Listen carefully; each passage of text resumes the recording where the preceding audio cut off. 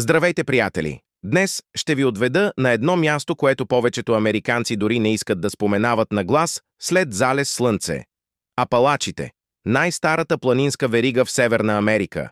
480 милиона години стари планини, които се простират от Алабама чак до Канада. Тук са се родили блуграс музиката, уискито от царевица и някои от най-страшните истории, които ще чуете в живота си, от хора, които изчезват без следа, през странни същества в гората, до цели градчета, в които никой не влиза след 1990 година. Днес ще ви разкажа 7-те най-странни и реални неща за апалачите. Ако сте готови, седнете по-удобно, защото след 5 минута няма да искате да сте сами в тъмното. Първи – изгубените. Хора, които просто изчезват. Всяка година в националните паркове в Апалачите изчезват стотици хора. Официално 90% се намират. Но онези 10% просто ги няма. Няма тела, няма следи, няма дори миризма за кучетата. Най-известният случай е на 6-годишния Денис Мартин през 1969 година в национален парк Great Smoky Mountains.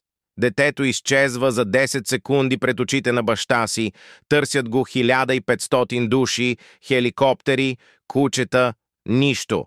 След 5-10 години все още няма и следа, а подобни случаи – десетки. Има дори книга на бивш парк рейнджър Дейвид Полидес «Missing 411», която описва стотици такива изчезвания из цяла Америка, но най-много точно в Апалачите. Странното, много от тях изчезват в радиус от няколко километра около пещери. Вторият пещерите, които никога не са картирани Апалачите, са буквално кухи отвътре. Под планините има хиляди километри пещерни системи, много от които не са изследвани. Най-дългата известна е Mammoth Cave в Кентъки, над 670 км тунели. Но спелеолозите казват, че това е само 5 до 10% от реалната система. Местните разказват за черни дупки, входове, които просто се появяват и изчезват. През 80-те години група студенти влиза в една такава пещера в Тенеси и никога не излиза. Намерени са им само раниците на 12 км навътре, подредени в идеален кръг. Трето. Лунните хора.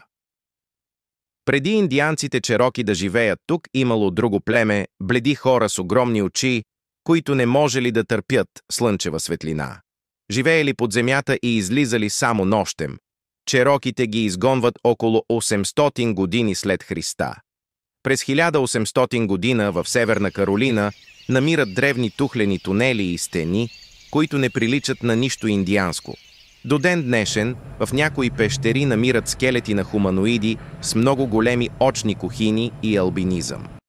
4. The Bell Witch, най-известният полтергайст в американската история 1870-1821 година, град Адамс, Тенеси. Семейство Бел започва да чува удари по стените, после вижда огромно куче с зайча глава, после вещицата започва да говори. Тя знае тайни, които никой не знае. Убива с бой Джон Бел, патриарха на семейството. Дори бъдещият президент Андрю Джаксън идва да види с очите си и бяга уплашен след една нощ. Казва: по-скоро бих се бил с цялата британска армия, отколкото с тази вещица. Все още можеш да посетиш фермата. Хората оставят камъни на гроба на вещицата, за да не се върне. Пети мелунджаните и изгубеното трирасово племе. В Апалачите живее затворена общност – мелунджани.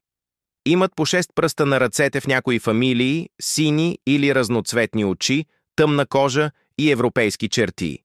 Генетични тестове показват смесица от европейци, африканци и местни индианци, които не съвпадат с нито едно известно племе. До 60-те години на 20 век са били класифицирани като цветнокожи и не са имали право да ходят в бели училища. Казват, че са потомци на португалски моряци, избягали роби и нещо друго. 6. Brown Mountain Lights – кафявите светлини. От 800 години насам над Браун Маунтин в Северна Каролина се появяват светлини. Ту бели, ту червени, ту сини. Движеха се интелигентно, приближават се, отдалечават се. Индианците чероки вярвали, че са духовете на загинали войни. Американското правителство праща експедиция през 1922 година. Заключението – феномен с неизвестен произход. НАСА дори ги снима от космоса, все още няма обяснение. 7.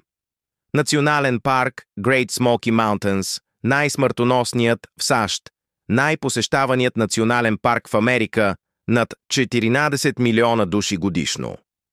Но и най-много изчезнали на квадратен километър.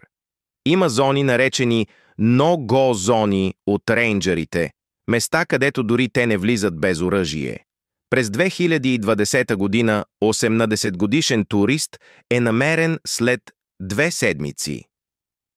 Седнал до дърво, с всичките си дрехи грижливо сгънати до него, усмихнат, но мъртъв. Причина за смъртта – неизвестна. Това бяха само част от историите за апалачите. Планини, които са по-стари от костите на динозаврите, по-стари от Сатурн и неговите пръстени. И нещо там все още е будно. Ако ви хареса, цъкайте палец нагоре, абонирайте се и пишете долу. Бихте ли прекарали една нощ сам в апалачите? Аз лично не знам. До следващия път пазете се и не вървете сами в гората. Чао!